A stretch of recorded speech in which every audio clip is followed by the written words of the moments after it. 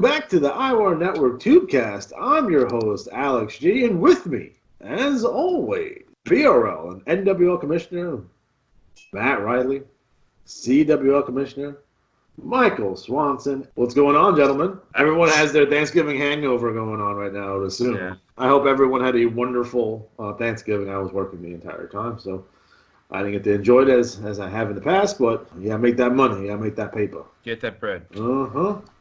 So this episode will be the November 2019 cycle in review. And before we get deep into this, I do want to throw a curveball out there. The train is already off the tracks. I want to have a little conversations with some of the rookies out there currently in the NWL. And what I want to talk about is, how do you characterize your character? So what I see a lot of guys doing in the last year or so is like they'll tell their whole story. They have a character and we know everything about them, and then they're there for a couple cycles, and it seems like some of you guys might get bored of writing with them, and then you change them.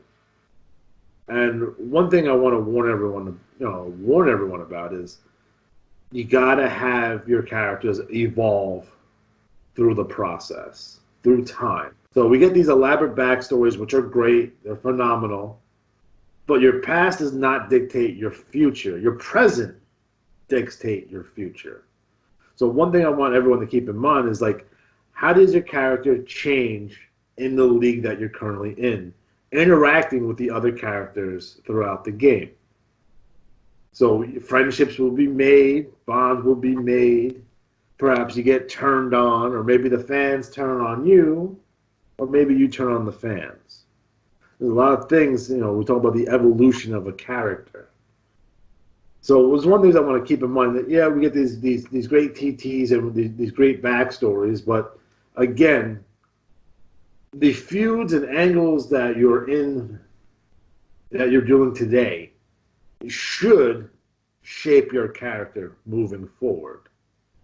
You don't want to have a stale, static character. What happens is you'll get bored of writing him, and then you'll move on to something else, and you keep on changing, and then all of a sudden you wake up and you're Shane Cole, and that's not a place that you want to be. So I want everyone to really kind of think about where their character is today and where their character is going tomorrow. And have some things in your pocket. Have some things planned out, but also look at what other people are giving you. I always tell the story about Luther, right? Luther Alexander started one way, as a babyface. We started at A, and he's a very basic character. And eventually we did get to Z, where he's essentially a supervillain. He is Skeletor. He is Mumra. He is Cobra Commander. He is Dr. Claw from Inspector Gadget. But I didn't start at T and then went to Z. You have to start at A. And you have to work your way through the process. So guys, when you're developing these characters, try to develop them for the long haul. Have some ideas. Have some, just basic outlines about where you want to take this character moving forward as you progress into your veteran leagues. Again, you don't want to have the same static character that you had in the NWL show up in the BRL or the CWL or the BBL or the IWL or wherever league that you choose to go into. You have to evolve. And again, if your best friend turns on you, that affects you forever. Just keep that in mind. You don't win that big match at the pay-per-view, that affects you. You win the big match at the pay-per-view, that affects you moving forward. So keep that in mind when you're writing your character and you're developing your character. You want to develop a character for the long haul. So guys, do you have any comments on this? Anything you want to share? Thanks for playing, everybody. Well, I think you pretty much covered everything. I think a lot of people don't consider, like, once they find their character, that's like, okay, done.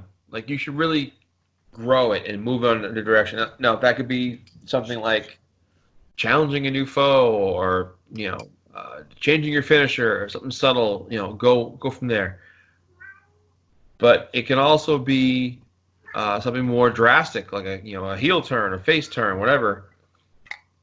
But the one thing I would suggest is if you're going to make any kind of drastic change, have a very good, valid reason for it. Like, don't just change for the sake of changing. Like, How whether did Ali Atari become a babyface? it took a few years. It took a while to get him Yep. there. Yep. The most hated man in IWA. And Not anymore. He's now a beloved fixture, and he's a yeah, swell guy. a swell guy. But he didn't start out that way. And again, there's one thing I want to keep in mind. The man who tied Aphrodisiac Jones' mother to a ringside railing and whipped her with a belt in front of him. That was shaved her bald too. Now a good guy. Now the guy, see. Again, guys. Again, you want to write these static characters that with the same TT every cycle and challenging the same guys every cycle. You don't want to do that. You want to cast your wide net. You want to get with some people. Maybe have 2 or 3 guys that you're working with, and it's a lot of give and take. You have to sell, motherfuckers. Sell. Daddy said sell. Sell. So if someone whoops your ass the previous cycle, and they sneak attacked you, they ran you over with a car, they punch you in the face, they gouge out your eyeball, you should probably talk about that. It would probably be very helpful. And maybe you should, go out and get some revenge. Right. Consider those things. Like, you don't want to write in a bubble. And I see a lot of that fairly recently where I'm going to get my shit in. I'm going to ignore everything else that's happening around me. You're in a league. Things happen. There's new champions. There's feuds. There's feuds that spill over to other. There's collateral damage. A lot of things going on. Fucking talk about it. I hate to use Luther's example, and there's some people out there like, oh, you talk Luther too much. But like, if Luther does something terrible to Ali Atari, there probably should be some other baby faces kind of pissed off about that. That's a good, and it's really not really done much anymore. The AEW's kind of done this a bit, where if someone's getting their ass whooped, the locker room, either some jobbers or a couple of baby faces would run out to help support the other good guy. In theory, the bad guys have one locker room and the good guys have another. Yeah. You remember Dusty Rhodes, right? On WCW, right? Dusty Rhodes would talk about himself quite a bit because it's Dusty, and we all know that. But Dusty would have comments on what Paul Jones and Jimmy Valiant were doing. You know what I mean? Flair would be like, I don't like these Russian dudes, and they're heels. I'm sort of a babyface at the time, but I don't like these Russian dudes. Fuck these guys. And you had these weird heel versus heel matches with Flair. Was technically still a babyface until the end of '85, but he's still feuding with the Russians, and he's feuding with Dusty, and he's feuding with Blackjack when he was still there, and be Ric Flair and Dusty Rhodes. Don't be Ultimate Warrior and Hulk Hogan. Like, because you look at Hulk Hogan, it's very, I feud with this guy for 6 months, I beat him. I feud with the next guy for 6 months, I beat him. Like, no, like there's a compelling story. There's chapters in a book, and you want to tell a complete story. It's one thing I want everyone to keep in mind because it's important. It's important not only for your wrestler development, not only for your particular enjoyment. It's also very important for the health of the league, where we have all this shit going down. And as commissioners, we have these contests and we have these pay-per-views. Fucking talk about them. Don't live in a bubble. Don't live in a bubble. Talk about like, hey, I just won a commissioners championship. That's a big fucking deal. Yeah. Like, you win one of those belts, you're a top guy. Act like a top guy. Talk about it. Now, I don't necessarily, for me, I don't talk about the front page titles, league championship, TV champion, so on and so forth, because those are very fleeting, right? It's hard to build an angle if I'm the league champion for one cycle. I get beat the next cycle anyway, and everyone gets beat the next cycle, right? It's hard. So, I tend to ignore those, but, you could use those as well. When Ali Atari beat Luther Alexander for the TV championship, that's a big deal. You can work that in. You know what I mean? Like, those are things. Those are things that you can do. Those are tools in your toolbox. Use your tools. It's very important. Just make sure you keep on talking. You know what I mean? Make sure while you're talking that you have a point to what you're saying. You're not You're not going on for 3 pages about the state of Major League Baseball. Don't do that. Right? You don't want to do that. Okay? You want to have a purpose. I want to win this championship. I don't like this guy. This guy slept with my mother. There's things you can do. There's guys you can talk about. You don't want to do the same old shit. Change it up. Change fonts, add pictures. Make it pop. You don't want to be reading a block of text is not necessarily conducive to this game. I'll read it because I have to, because I'm the commissioner of the league, but right. Put some pizzazz on there. It's a difference between cutting a Brad Armstrong promo and a Ric Flair promo. And I love Brad. Brad was fantastic, but wasn't the best talker in the world, was he? Brad Armstrong and Tully Blanchard. Nah, who are you going to take? Tim Horner or Dusty Rhodes? You want to be Dusty Rhodes. You don't want to be Tim Horner. No one likes Tim Horner. White Lightning Express was a dope team, but they didn't get anywhere. So just, you want to add some spice, some sizzle. You want to say some controversial, not, controversial type things. You don't want to go to the offensive area. Again, but, like I said before, when you push the envelope, sometimes there's going to be some blowback, and that happens from time to time. But, we live in 2019. We're rapidly approaching 2020. There's tools that you can use if you just use Google. Just use Google, and there's tools, whether it be logo generators or you can alter pictures slightly. You don't need a lot of, working knowledge of how to use a computer. I know there's a lot of us that are afraid of the computer, but I'm not, you see the stuff that I do, right? I'm all self-taught, right? I didn't go to school for this shit. I'm not a graphic designer. I don't know what the fuck's going on. I sat there and fucking spent hours trying to figure out Photoshop, and that's the hardest thing in the world to fucking figure out. Literally the toughest program in the world to use. Photoshop. It's fucking awful. It's not, there's people who have to go take college courses to use this properly. And I'm trying to, I want to take Luther's face and put it on Michael Jackson's body because I think it's funny. Right. You know what I mean? There's programs out there like Matt. I know you use what do you use? PowerPoint. Matt uses PowerPoint. I use Publisher because it's easier for me. Swanson, what do you use? You use Word. What are you using out there? Microsoft Word. Word. You're using Word. And use your tools. There's tools out there, and if you want someone to teach you, reach out to people. It's like, hey, listen, I like your TT. I don't want to copy it, but is there some cool shit that you can show me? Yeah, I can show you some cool stuff. Look at the bulletins, right? They're all available online. See what other people are doing and fucking just steal it. That's what I do. I rip people off. Even the whole the magazine concept, right? Which is something that I stole from, I guess, Melvin Mayhem. He was doing them, right? And I did my version of it, right? Right. Very similar. Flip does very similar stuff. We take from there. We're like, oh, there's stuff to steal. I steal shit all the time. I stole from myself. In this issue of the IWL, I do a second magazine because I'm parodying myself because I'm ridiculous. I'm a ridiculous person, and I do crazy shit like that. Inspiration is everywhere. It could be movies. It could be music. What inspires you is the real question. If you like a song, use some of the lyrics of that song in your TT. If you like a movie and a plot, you're a big Scarface fan, use it. Use the stuff that you enjoy. Use the stuff that inspires you. It'd be superhero movies, Star Wars. We just had a big conversation about that. And for God's sakes, watch more wrestling. And hey, you may not like the current product. You may not like AEW. You may not like MLW. You may not like the new NWA. You hate WWE.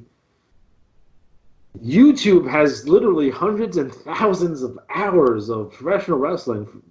Would it be Mid-South? Would it be Mid-Atlantic? Would it be Memphis? Especially Memphis. No one ever uses Memphis stuff except for me. Go watch Memphis. and you'll get at least some ideas. It'll spark something in your brain. I will tell you what. I would love to see people who would put less energy into using the name and gimmick of a wrestler that they have no interest in, but more working on an angle that is fun to watch and be part of. Yeah. You know, like put the work in, man. And I'd rather see someone come up with a new name that's fun, as opposed to like a retreading where like, I'm Roman Reigns with a Y. Ooh. No, you're not. No, don't be a parody. Like, again, we look at, let's look at the names of my guys, right? Che Guerrero, right? Che being, Che Guerrero, the militant revolutionary, and Guerrero being obviously from the Guerrero family, and he kind of resembles fucking Scott Hall. Fucking dope. Soul Train Jones, right? The former Black Belt Jones. Now, Black Belt Jones is it's the name of an old movie, Black exploitation movie that I really enjoyed with Jim Kelly, right? We moved that on to Soul Train Jones, which was Virgil, Mike Jones, Vincent, if you want to be a dick about it, Curly Bill, even in WCW. That was his name in Memphis, and it fits. You know what I mean? And then Luther Alexander is Lex Luthor backwards. It's real fucking simple, guys. Take a look at it. Like even like, I'll go over it more when we go through the IWL stuff because there's some stuff I want to point out. But figure out what inspires you. Figure out what would be movies, music, art, whatever inspires you. It can be stuff out of real life, lyrics from a song. Figure out what inspires you, and then put that into your wrestler and create a character out of it. My character, Luther Alexander's character, is very dependent on the last 5 years of being in the IWA. So he'll constantly reference something in the past. Motherfucker had a robot at one point. It was fucking ridiculous. It was awesome. Don't forget, if you're heel, make sure you put those baby faces over. Because if you tell someone you suck and you beat someone who sucks, you didn't really beat anyone, did you? You know what I mean? So, you got to show your ass a little bit as a heel. You have to sell. Baby faces have to sell. Be fucking mad. Someone attacked you in the back. Fucking be pissed. They embarrassed you at a pay-per-view because they beat the shit out of you. Be pissed. Be angry. Shit fucking happens. Like, what would happen if this was actually, an actual show that we watched on TV? There's some things I want you guys, especially the rookies who are listening to this. I know the majority of our listeners are rookies at this point. Take your time out and just. You're crafting. That's what you're doing. You're crafting a character, and they evolve over time. So make sure you're constantly evolving. You're looking for ways to innovate. You want to innovate, and whatever that is to you, whatever that means to you, do that. Do that. Be innovative. Do something that we've never seen before. You know what I mean? And for some of us, Matt, you've been around the game for 1,000 years. I'm 5 or 6 years. Swanson, you're about 5 years in yourself. We've seen a lot of shit. Like, let's see some new stuff. Let's see. I hate this. I'll go through a bulletin, I swear, every couple of cycles, and I'll see someone fucking do that Shane Douglas promo again. When he throws down the NWA title, I see that shit fucking all the fucking. Don't do that one. But if you want to do an obscure promo from Roddy Piper from Los Angeles in 1979, then you may want to do that one. Do something similar. Because, what's new is, what's old is new again. And you refresh it and you move forward. Do anything by Arn Anderson from 1986. Yeah. Oh, I've stolen quite a bit of Arn Anderson lines. I think my favorite one is like, if you put us in the cage and treat us like criminals we will be. And that's a fucking dope fucking promo. Good line. Good line. Right? Find a favorite wrestler and start, take lines out and then expand about it and then be inspired by it. Don't be a parody of it. There's a difference between being inspired by something and then parodying something. You don't want to be a parody because then you're a joke. Don't do that. But be inspired. Alrighty. So we're going to start off with the NWL. All right. New Wave League, number 140. League champion, Mascara de Muerte. TV champion, Cobra Viper number 76. And I often wonder where the other 75 are. Yep. Atlantic champion, the Green Phantom. Central champion, the Outlaw John Nash. Dixie champion, Jonathan Iron Eagle. Eastern champion, the Original Sin, Raven Sinclair. Mountain champion, Argyle Warborn. There's a hyphen there. So was his mom's name Born and his dad's name War? Like, you know how they have those hyphens? Yeah, I think so. Is it? Yep. That's dope. Northern champion, Torch. Pacific champion, Thatcher Walker. Prairie champion, Fiction. Southern champion. I get it. Fiction. That's a good one. Southern champion, the Pharmacist. RX Pain, or maybe Prescription Pain. Western champion, Corporal Punishment. Tag team champions, Blackjack Ace Kingman and Blackjack Jack McQueen. TV tag team champions, Nick Bloodtrap and Nate Moneyman Barnes. Six-man champions, Thatcher Walker, Cullen Marston, and Argyle Warborn. And the TV six-man champions, the Perfect 10, Dixon, Decade, and the Blackjacks of Ace Kingman and Jack McQueen. So, Matt, what's going down in the NWL? Well, lots of controversy as the Cobra Viper, who had a 467 strategy, won the TV title. Fucking And you might Christ. say, well, how did that happen? Well, the guy who was TV champion left the league. And the IWA has set up a thing in place where they have said it in NWL that one, I don't know if it's all of these, but in NWL, once a wrestler leaves the league, if there's a wrestler behind or if they abandon a wrestler, that wrestler's strategy will be tanked. So I think they tanked number one. I think he won 6 holds in a row. So there's that. So Cobra Viper, well done. Sneaking a win in there. As for what's going on, well, I don't give away all the results from the exciting Clash Champions 10 NWL Reunion 2. But we have a triple threat match with the King Tony Rose and Nate Moneyman Barnes challenging Bill the Bruiser Bagwell for the TV title. I'm sorry, TV title. For the Unified title. I'm not tired. We have the Bunkhouse Battle Royal. We have the Hall of Fame induction. Now, I have reached out to a number of NWL alumni because there's 2 classes going in. In 2012, we have General Leonard Gage, 13 Rude Duty, 14 Luther Alexander, 15 Ghostly Shadows, 16 Solomon Graham, 17 Joe Boring, 18 Bruce Inferno, and then the second class is Koenig, Colonel Max Strife, Jimmy North, Chief Bull Gray Fox, Fortune 500, Aaron McFleece, Ricky Kyle, the Chameleon, and this year coming to an end, Victor the Possessed Asimov. Now, I've beaten all those guys, by the way. Except for Aaron McFleece. God damn it, Tom. You'll see, like, a little kind of recap, dedication issue in the next issue. If I don't get enough responses, I'm going to push it back and just have it in the next issue. But I'm trying to collect as many people's write-ups as I can. I think I have 6 so far. The people have written them up, but they've done it in character or out of. Mostly in character. So I will do the same. But it's either one's fine.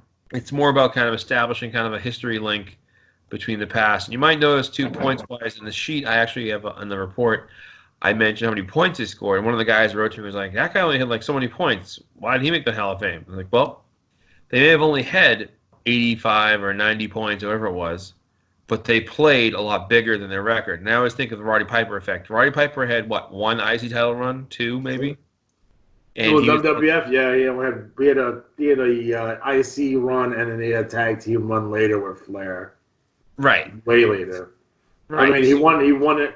He did win every belt in Mid-Atlantic in 1981, though. So he won Mid-Atlantic Championship, United States Championship, and TV Championship in the same year, 1981. But okay. that's a deep cut. Right. So the point I'm making is that you can make a big impact, and you don't have to have titles to go with it. It can be done in the pages of the report, which is what we try to focus on. So that's a big way to get noticed in the Hall of Fame. And all of these wrestlers that are going to the Hall of Fame really helped the league at different points in their careers. So thank you to those guys getting in. We have the pay-per-view matchups. Other matchups include War Pig versus Nate Moneyman Barnes in a steel cage grudge match. A steel cage match, White Elephant Jr. versus Big Guns Greg Gunnar. And a trios match with Mascara de la Muerte, Duff Dugan, and Jonathan Iron Eagle taking on Cobra Commander, Pharmacist RX, and Wyatt Mercy. So, and more.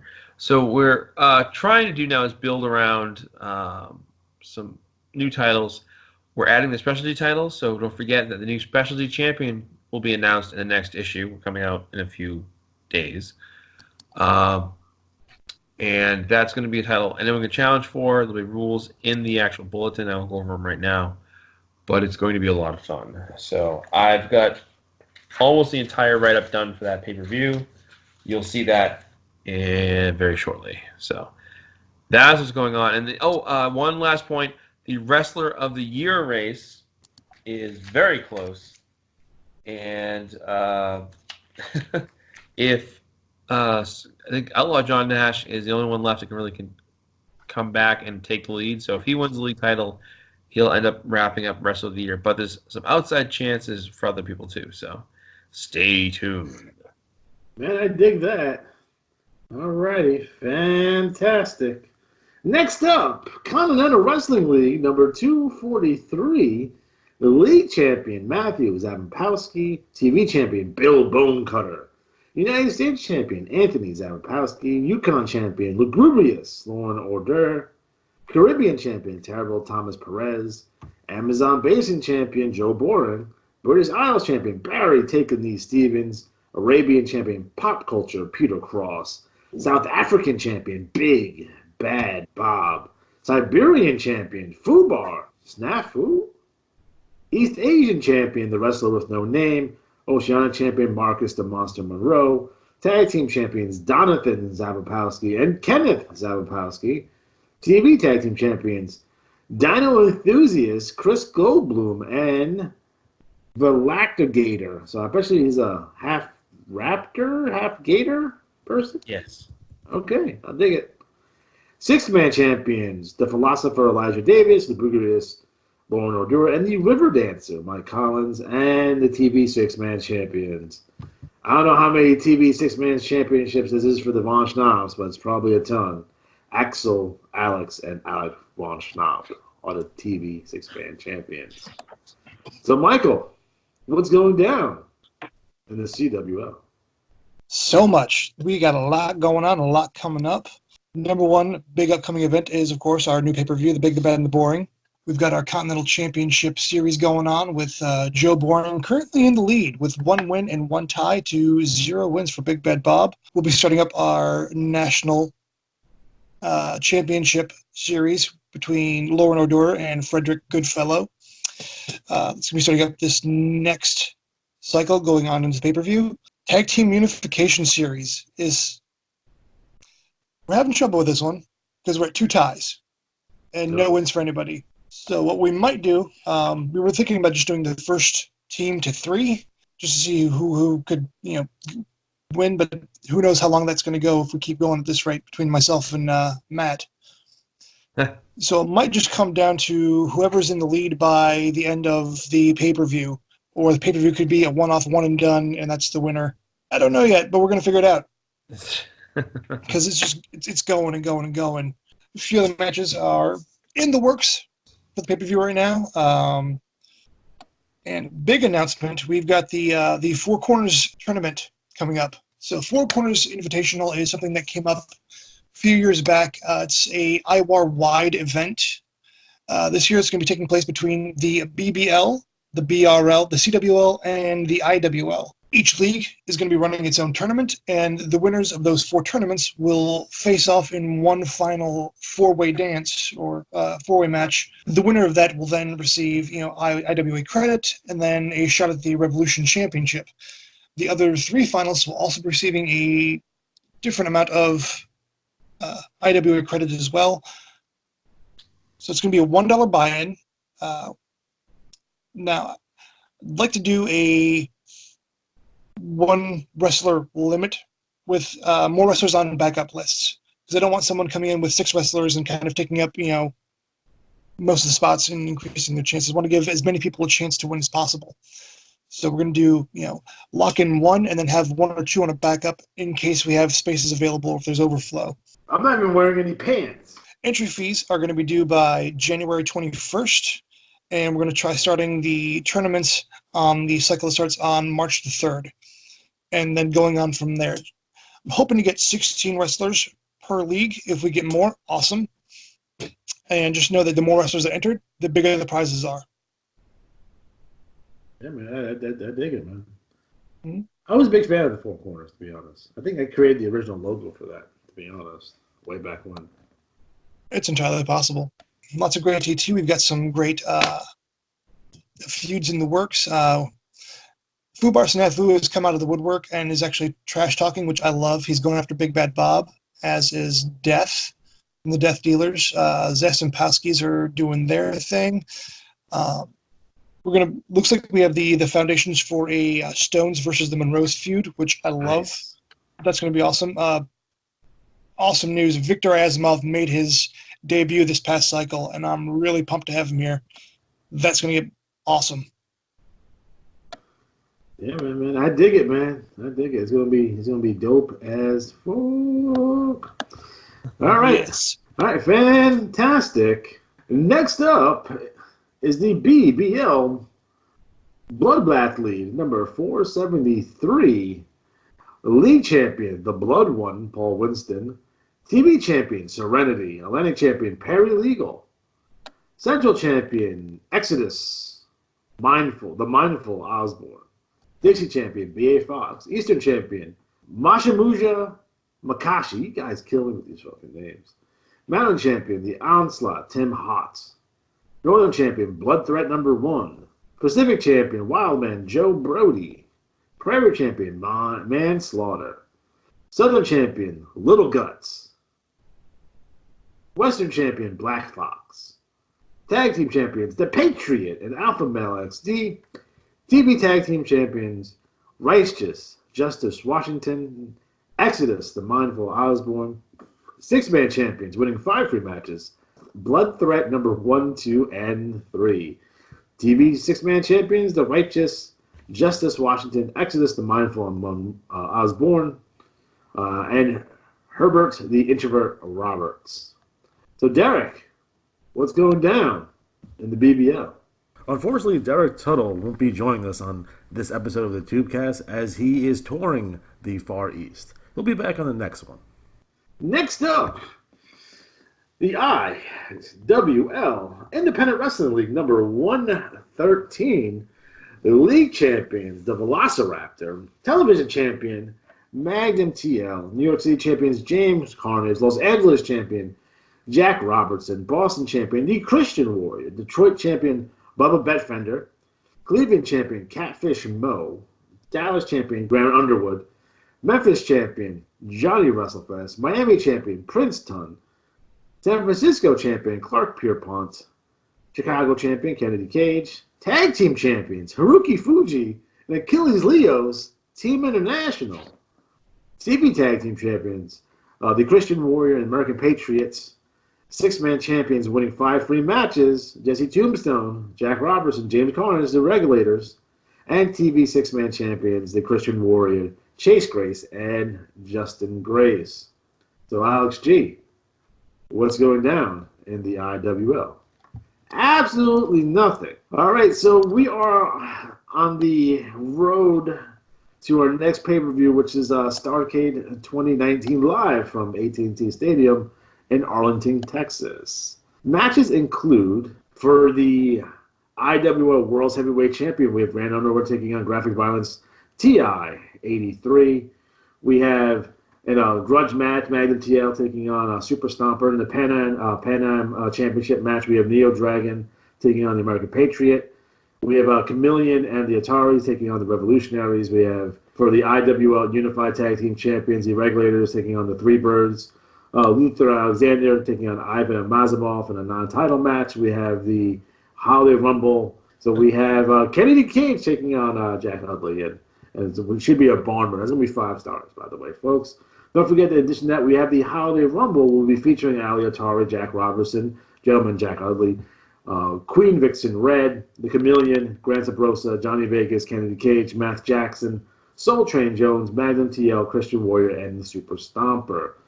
In terms of the 4-pack challenge, it looks like Indian Joe and Monkey Eye Tim are running away with it, but with the tag title victory of Team International, they're coming on strong. So this may be closer as we get through the process here than we expected last cycle, because Indian Joe and Monkey Eye Tim have been dominating the scene here overall. You guys may have noticed that Revolution Extreme now have their own magazine inside of our bulletin, so there are 2 magazines now, which to me I think it's funny because I'm parodying myself. So, Johnny Revolution felt like they weren't going to get RX was not getting enough coverage in the post to post, so I was like, fuck it, I'm going to do my own magazine. So, a lot of cool stuff. We have the RX lineup sheet here, which I don't know. I use actual mugshots in most of these, except for Soul J. Jones. I think Luther is actually one from Rainbow.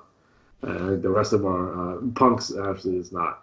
But yeah, you Shawn Michaels and Scott Hall's mugshot here.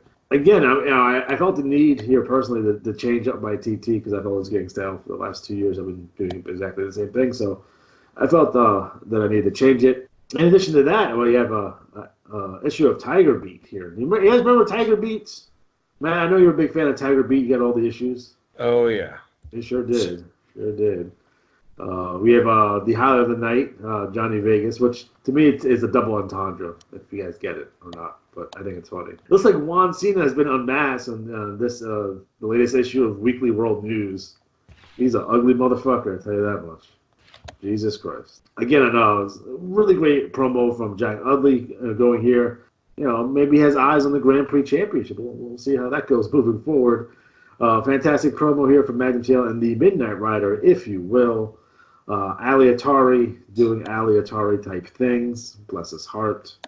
We have William Worthy and the Gentleman's Club, which I'm a big fan. And the Super Stomper, he's a badass. And you have the American Savages, who are clearly savages. You have the Chaotix here. Again, rookies, when you're looking at TTs, I always like to spotlight like really good TTs that get their point across. He does a lot of great things here. You got a great group shot of the Chaotix here. I like the way that he bolds wrestlers' names. So if you're scanning through TT, you can find your wrestler's name if he's talking about him. Again, fantastic stuff here. And then we have Brand Underwood, who is the current reigning and defending IWL World Champion for 694 days and counting. You have the Velociraptor. Again, fucking amazing. Fucking dope. The Unusual Heroes. I'm interested to see where they're going forward. What they're doing going forward here. The Chameleon. Just the entire Omega Squadron. Again, fantastic TT. It really pops off the page.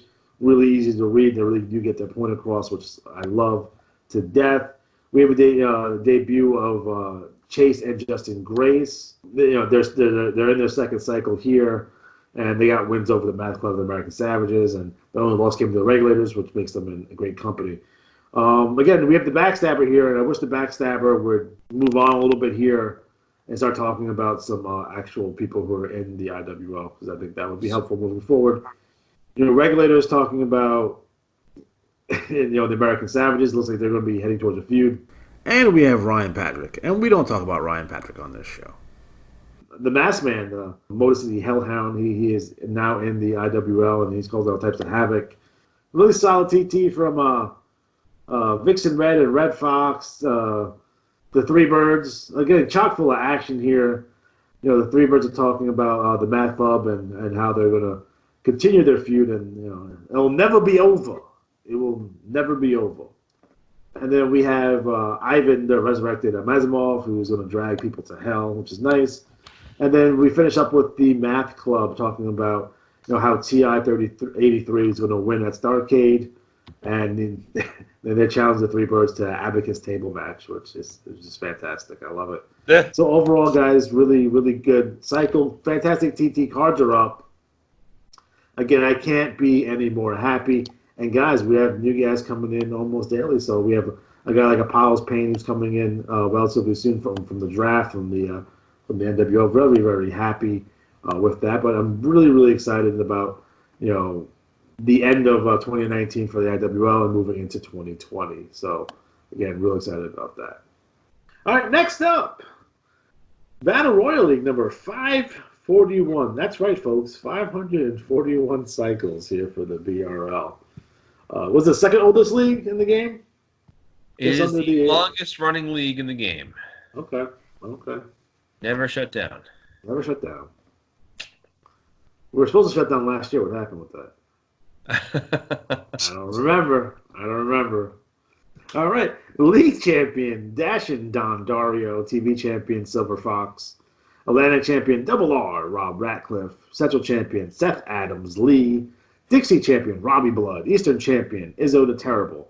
Mountain champion, Sabretooth. Northern champion, the Orphan Crippler. Pacific champion, Sharpshooter Jake Scarlett. Prairie champion, Zolf Diggler. Southern champion, Becky North. Western champion, the magnificent Marvin Moyer.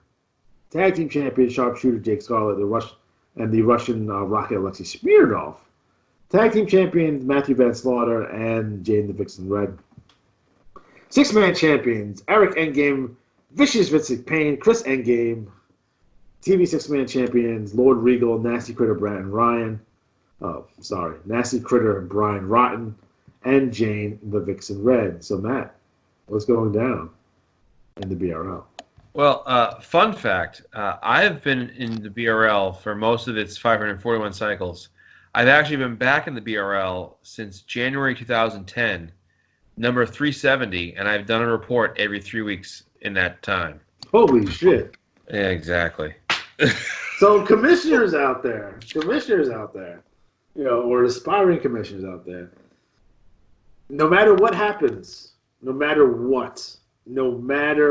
fucking what. Every 3 damn weeks. Every 3 weeks. You break a leg every 3 weeks. You're sick every 3 weeks. You lose all your money at the craps table and you're broke every 3 weeks. I had surgeries. I came out of surgeries doing reports.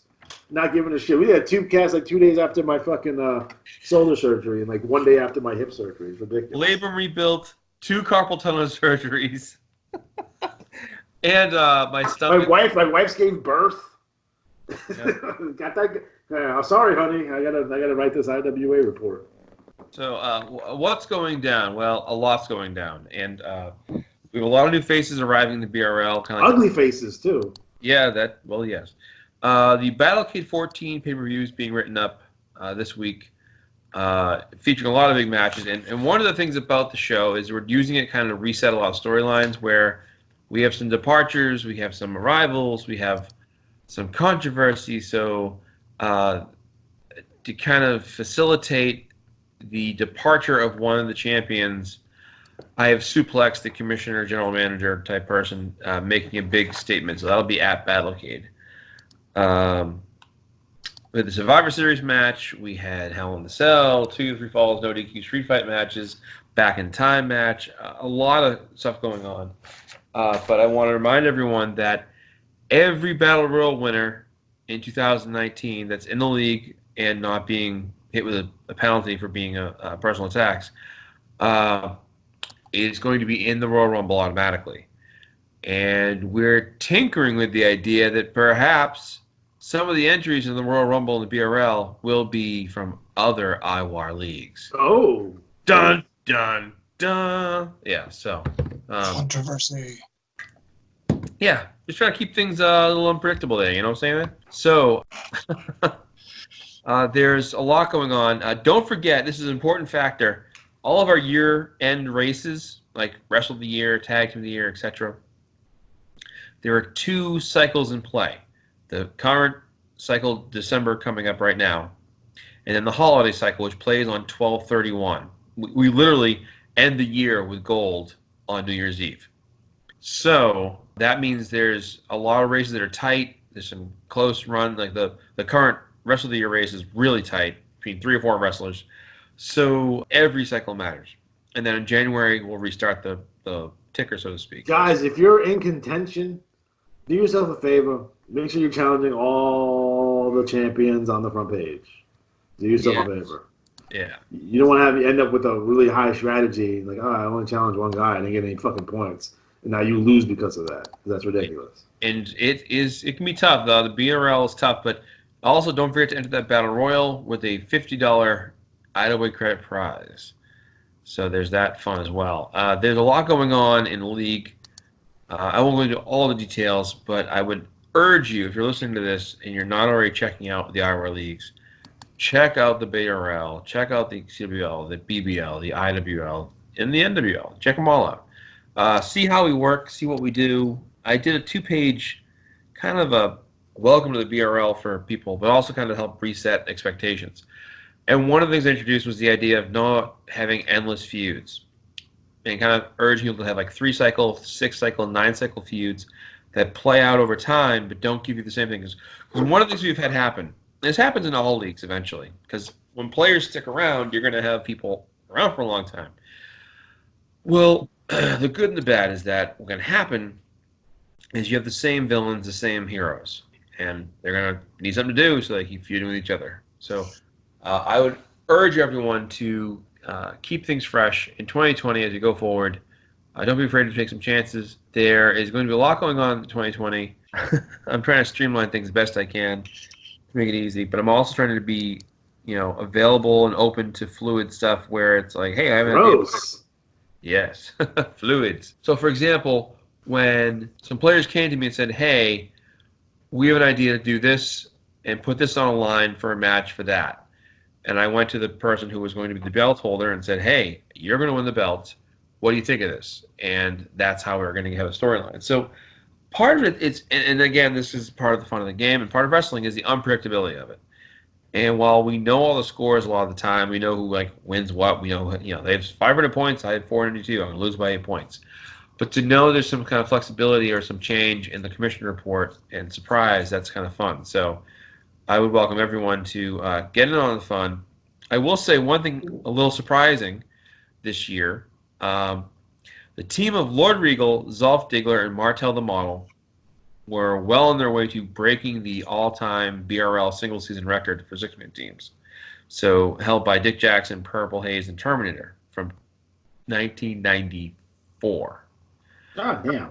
And that record was about to be shattered, and then new partners paired up with Lord Regal, and they've held the belts for 3 cycles in a row. So a record could still be broken.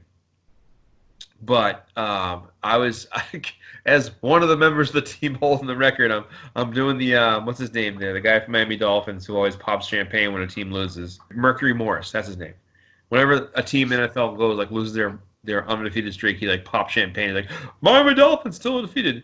So not quite that bad. If you like the game with history and a good formula, I really stress this. I think the formula we have in the BRL is one of the most fair and easy systems to use.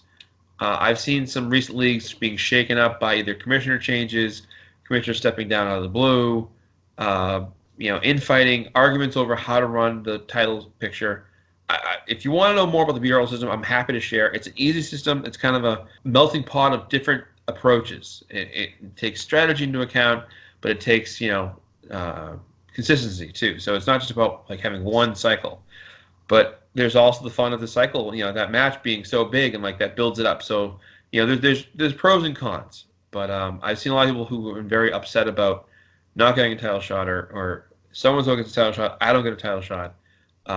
I think one of the advantages of the BRL and a lot of the leagues, out of IWAR leagues, is that we have a very transparent process. We have different ways to do it in each league, but it's a pretty easy way to see, okay, here's how I can become a contender. Here's how I can challenge a champion. So, anyways, that's just the BRL in a nutshell. So, more to come. I'm going to be writing like a fiend this week, so there it is. All right, man. Fantastic.